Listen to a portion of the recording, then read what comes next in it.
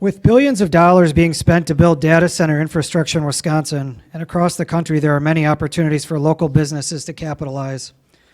Our next group of panelists represent the range of different sized manufacturers in our region. They will detail how they are responding to data center opportunities, including meeting speed requirements, making capital investments, and not losing sight of existing customers. So I was asked to start off by, before getting into the conversation with my panel, to talk a little bit about the Data Center Coalition and what it is, how we're formed. And I love telling this story because it's so Wisconsin. It started over a happy hour during the holidays, right? Isn't that how every good idea typically starts in Wisconsin? By a couple of business leaders. That initial conversation then morphed into a larger conversation at a large data center supply chain conference, 7x24 in Orlando last June. And in that conversation, companies like Train Technologies, Evans Transportation, Peeper Power, I think Global Power was there, Alliant, MMAC, all had representatives that really felt this opportunity to grow Wisconsin companies by helping them get engaged in this space. They each had sort of already got their toes wet in it and were seeing the potential for their own growth, but they weren't seeing a lot of their peers in the state in this space, but recognized that we, Wisconsin, have the industry to really support it, from the small to the large. The big equipment manufacturers, the tool and die, metal fabricators, our contractors, electricians, mechanical, all of those things that really are truly integral into creating a data center. So with that was born the Wisconsin Data Center Coalition. Very new, we were formed in August. I think we have 16 founding members, we're up to about 30 members with truly word of mouth. So if you haven't heard of us before this was promoted, that's probably why, but I guarantee we're gonna make sure you're hearing of us more and more as the months move on. So with that, I'm incredibly excited to talk to and for you all to hear from these three individuals and the stories of their companies and how they themselves have found themselves in the data center supply chain.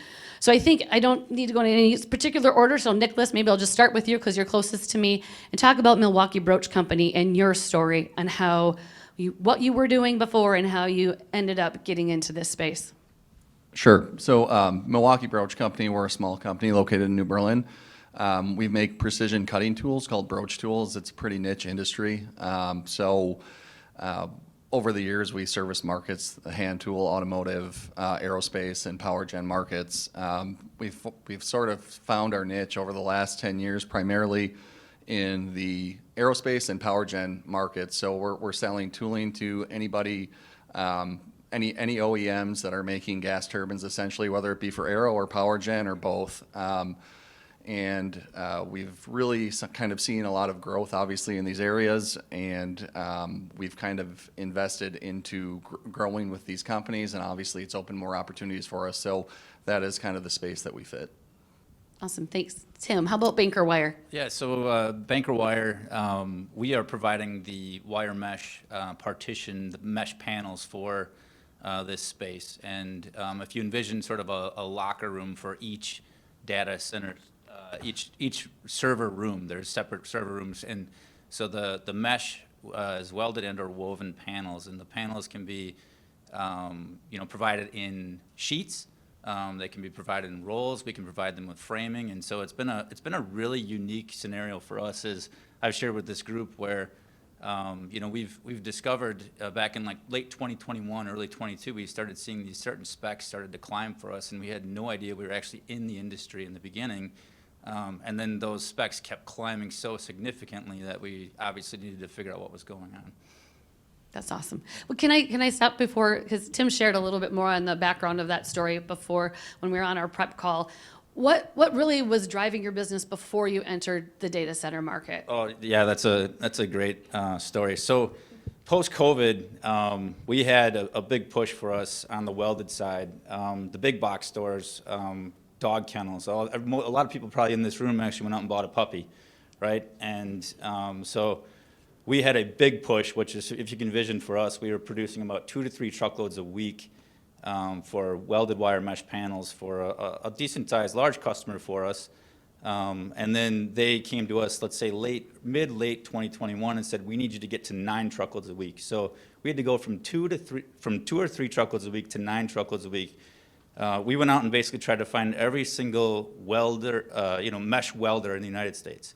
There are not very many mesh welders left in the United States and/or OEMs available to make them. So obviously we purchased generally from Germany. We bought some used ones. We got every single one we could possibly find, which is really only about 3 or 4, right? They're about $1.5 million each. Now you fast forward to 2022, we're up to about 6 or 7 truckloads. We're trying to keep our existing customer base happy, satisfied. June of 2022, that demand went down to 1 truckload a month. So that was a very interesting scenario for us, and learned a valuable lesson. Erik, how about Generac? So Generac's been in the backup power space for over 60 years, and we supported data centers, particularly edge data centers, and we're really in the business. And we had the foresight, which I'll say now, to build a new factory in Wisconsin to really double our output and capacity. At the same time, we received access to large generator engines that we previously didn't have before, and the rest is it's just taken off. Was your factory built with the intention of being focused on data center space or just demand in general? So it was for demand in general, and then now as the data centers have picked up for us, we've reshuffled our footprint and moved products around. So the foresight is just incredible. That's awesome. Unfortunately, it was more luck, but timing's great. Well, it feels like for all of you, there was a little bit of luck, a little bit of capacity in your ability to produce, and so it created an opportunity. But what has that done for each of your companies in terms of your having to pivot and scale and things that you've had to sort of do to adjust to be able to meet that demand? So for us as a small manufacturer, we've obviously had to look for people to fill spots. We run 2 full shifts right now. We're trying to fill a third. It's difficult to do in today's day and age. But we also have bought plenty of capital equipment, much more coming in for our company, pretty large volume in terms of dollars that we're spending in order to keep up with the demand.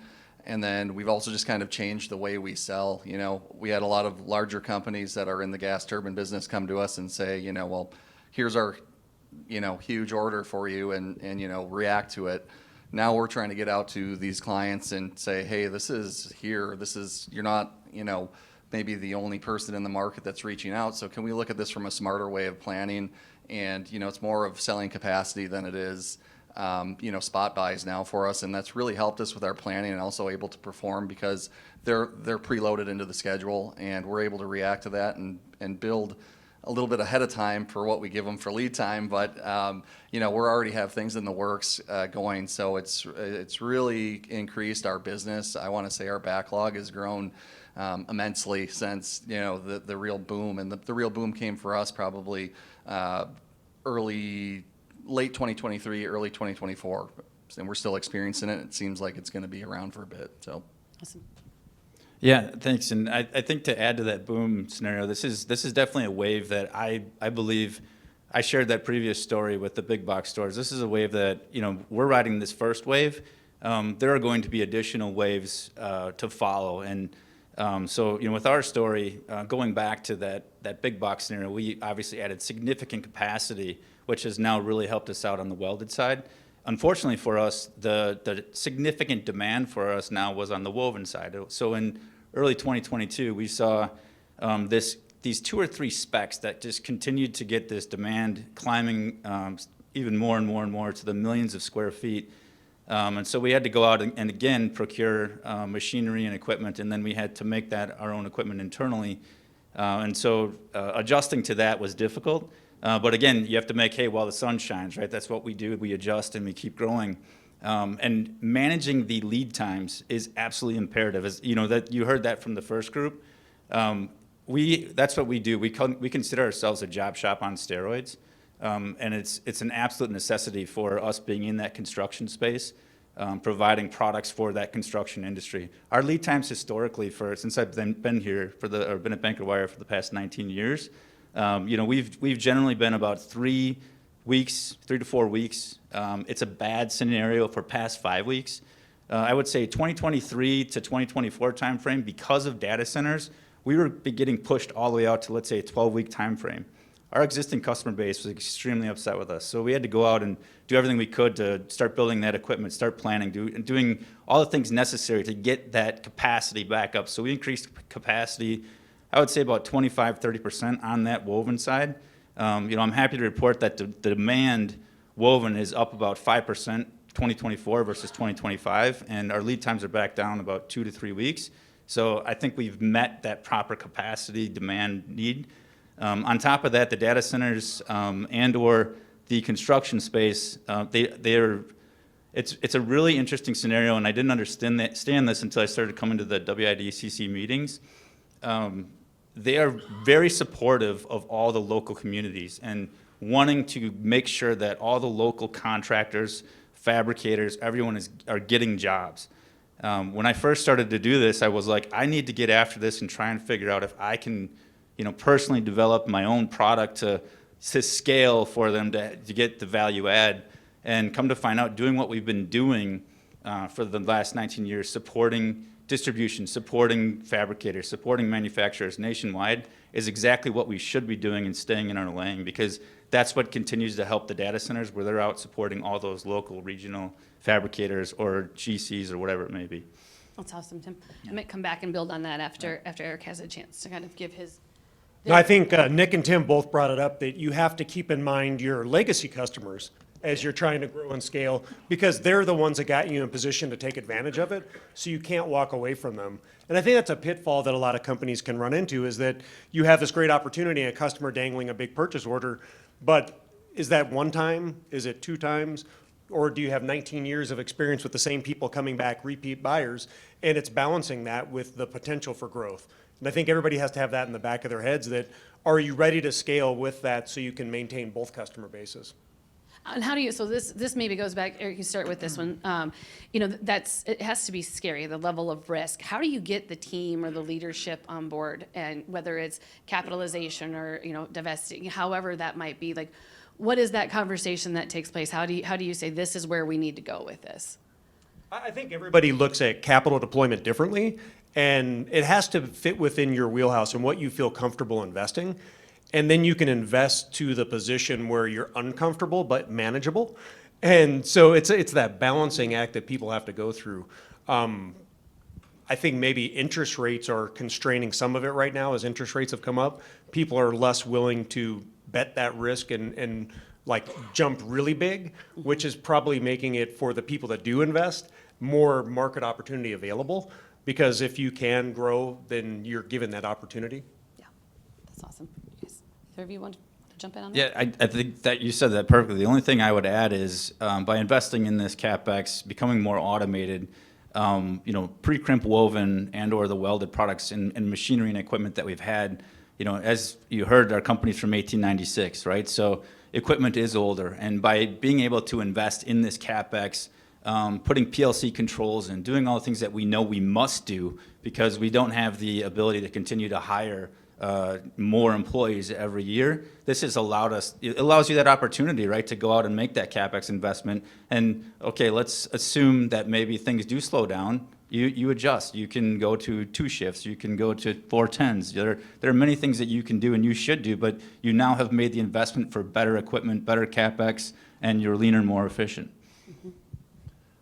For us as a small manufacturer, we have the conversation about how are we going to keep everybody happy. And I guess the main thing that I always bring up, and I've said it in plenty of sales meetings to our clients, is I'm going to take care of those that took us to the dance. So we make sure that we've gotten outreach to those clients first, because they truly have been what has built Milwaukee Broach and got us to this stage of where we can experience this growth. But we're also talking to clients and saying, hey, stick with us. We're adding capacity. We're looking at different areas of how we can improve our operations at a quick rate.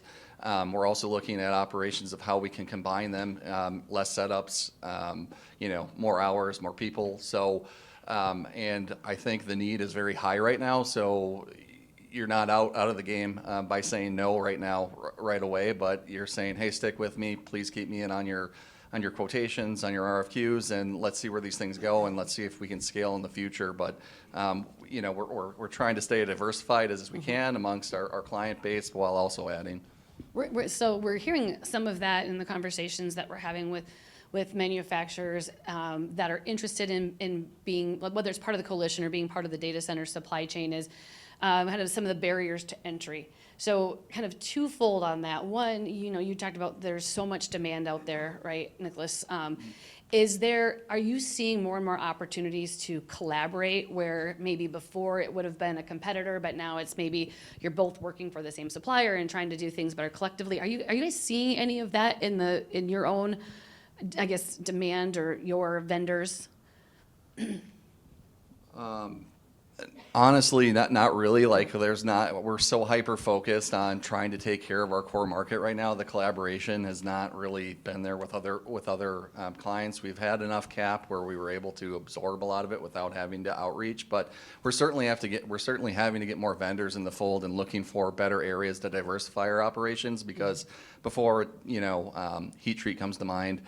We have to salt bath heat treat all of our tooling. It's really a constraint right now for growing our business because there's not one salt bath heat treater, as far as I know, in the state of Wisconsin. So that's something we need to send out for right now. So looking for areas and talking to different vendors and getting them, collaborating with them is more so than what we've done than collaborating with other companies to build our product. I hope that answers the question. That's a great answer. Any other companies? Yeah, I would say I definitely believe right now, because of the demand, right, and the inability for most people to be able to react as quickly as the customers need us to react. There is collaboration amongst those within the industry that I'm in, and within the construction space, you generally see the specification to call out a specific manufacturer or fabricator or whatever it may be, and or an alternate, right? And so when they see that alternate, that allows others to try to get in on that. And there are many people that then will try to try and knock that off or do certain things to go around that specification.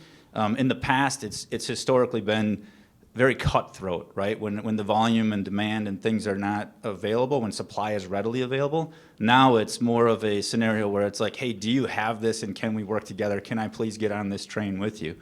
So it's definitely more of a collaboration. So I'm gonna actually interject one of the audience questions that Arthur sent to me before he moderated the last panel, because it ties into this. What advice or recommendations would you give to other manufacturers that are wanting to get into this space? Like, how do you enter it? Is it through your network? Is it through the ownership? What would your advice be? I think I can answer that pretty simply. Find a path to the market, because the buying process has changed. You talk about like specifying engineers, designing things. In the past, most like industrialized products, some engineer decides what the spec should be, and they release that spec, and then people go and try to match it. That's changing right now, and there's different paths.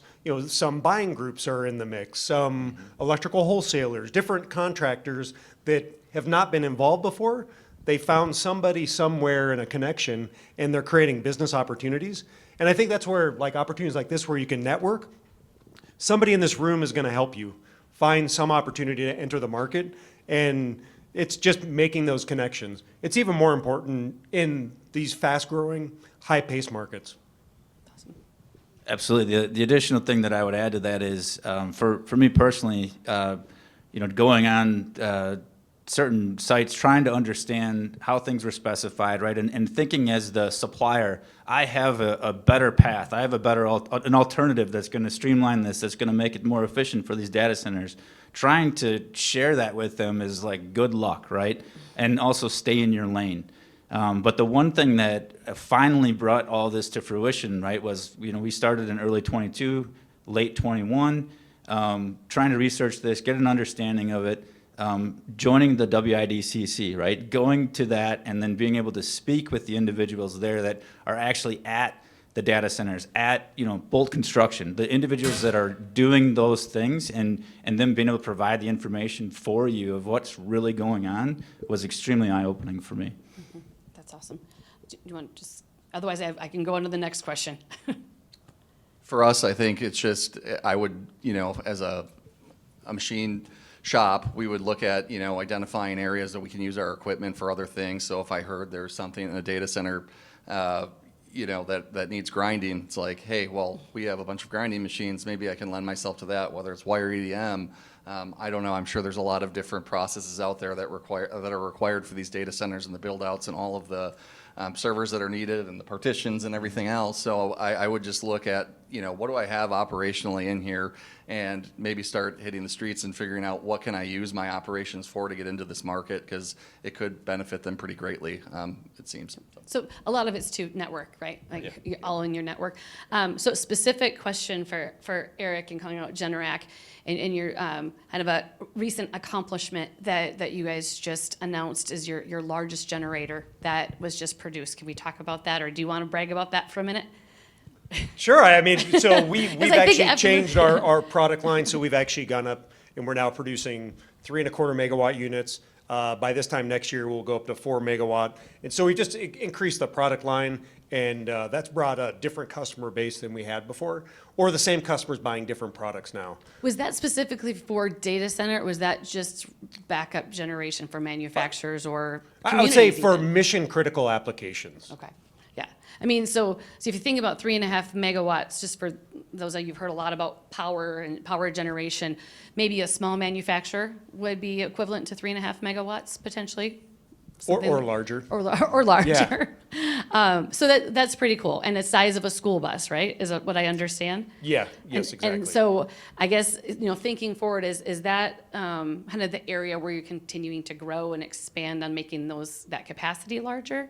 I think actually specific for data centers, we do a lot of edge data center work too, so that's been very, very robust.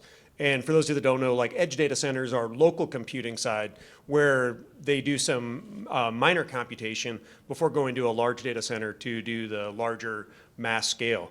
And so there's edge data centers everywhere throughout Milwaukee, throughout the country, and there's like a hub and spoke approach. And that's growing at the same time. So it's not just the large side. It's all throughout. I think the data acquisition, data transition, and growth of data is so robust, it's creating a lot of opportunities.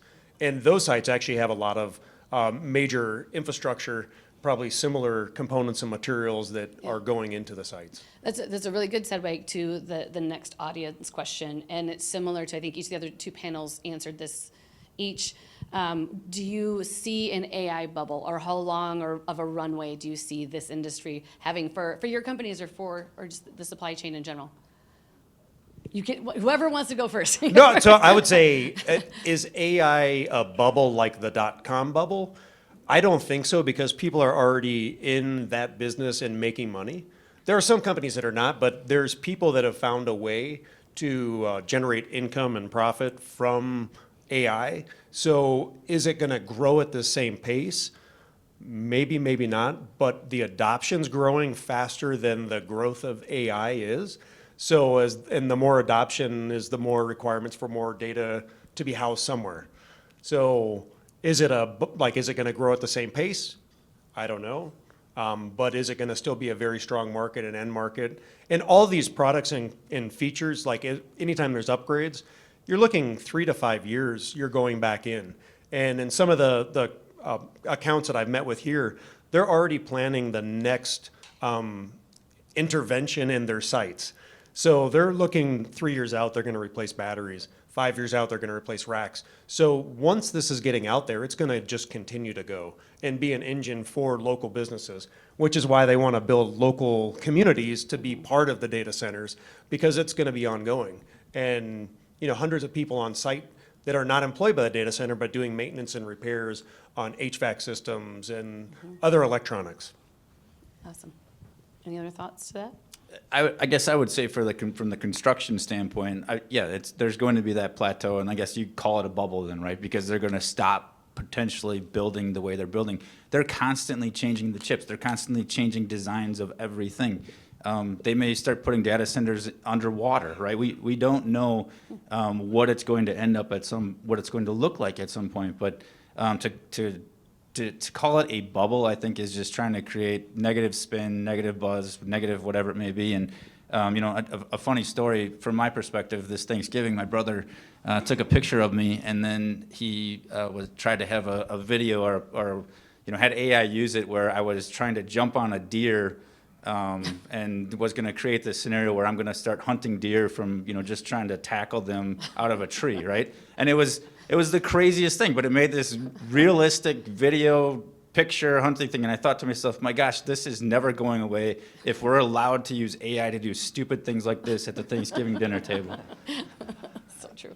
So for us, I think when I look at it from what our clients tell us, right? So I can tell you that most of our clients are telling me that they're booked out at least 5 years, and then there's the service contracts that go along with that. Some of the capital investments they're making, I know how long it takes for us to get a piece of CNC equipment these days. For them to buy these Broach machines that are made, they're talking about 3-year lead times. They're even hiring people to have them come and build them on their floor, because most of the manufacturers are from overseas.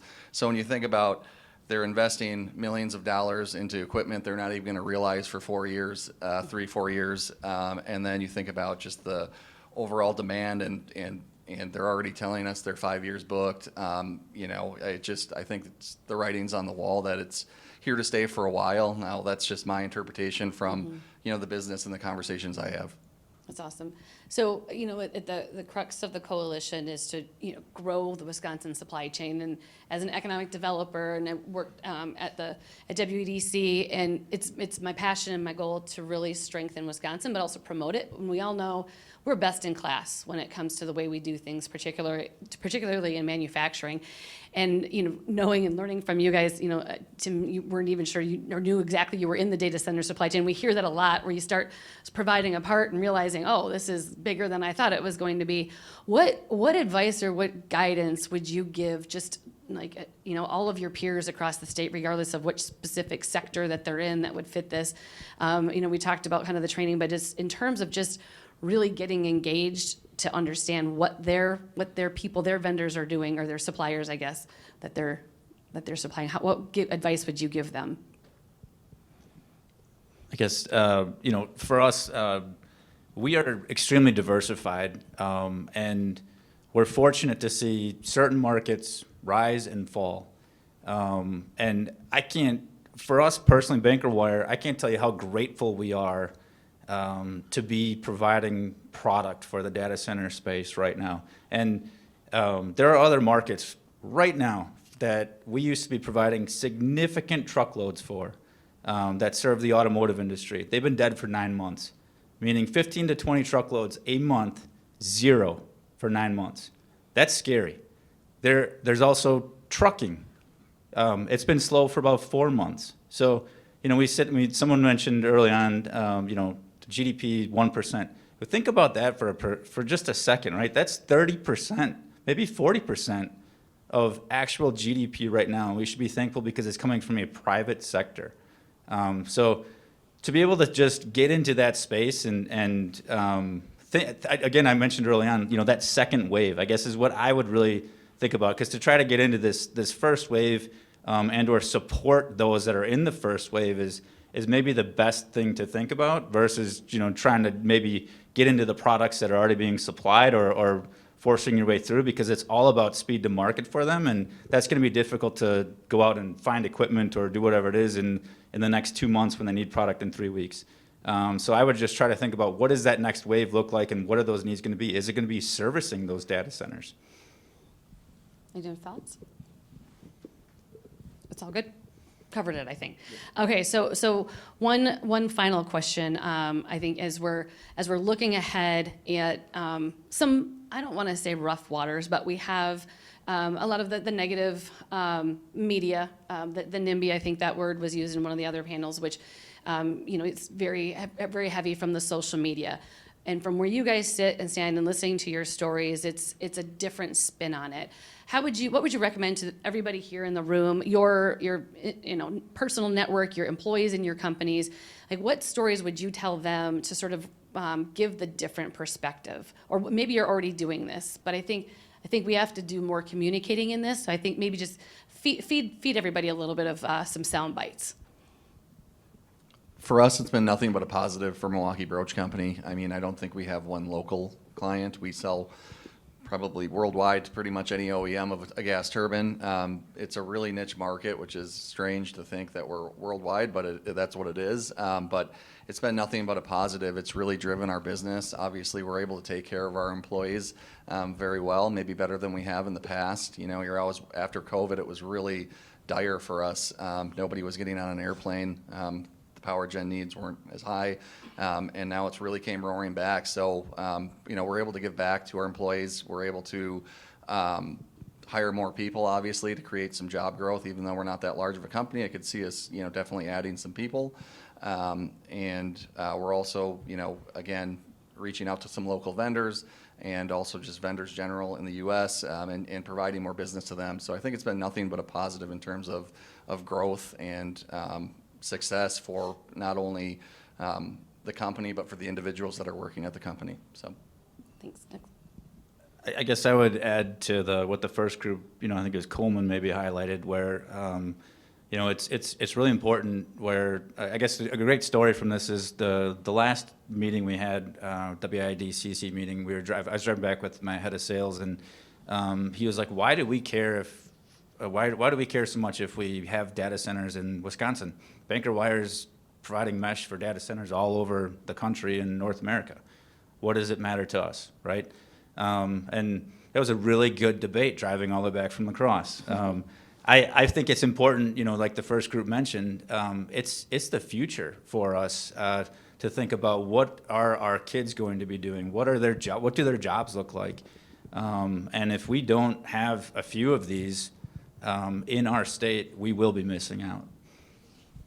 So, Erik, last final words. I think one of the big issues is misinformation or lack of education on the topic. And so I think as associations can bring relevant information to the local communities, I don't think any of like a major hyperscaler is wanting to be a bad citizen and come in and destroy your local community.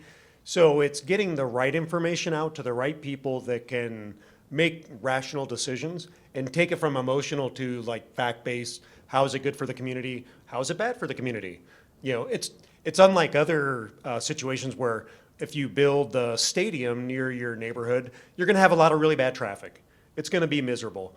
There's not really a lot of people going in and out, so it's going to be construction traffic up front, but maybe long-term, it's not going to be a negative impact. It's not going to tax the highways. It's not going to do other things. So it's just creating a path or venue for information for people to make good decisions, smart decisions to improve Wisconsin.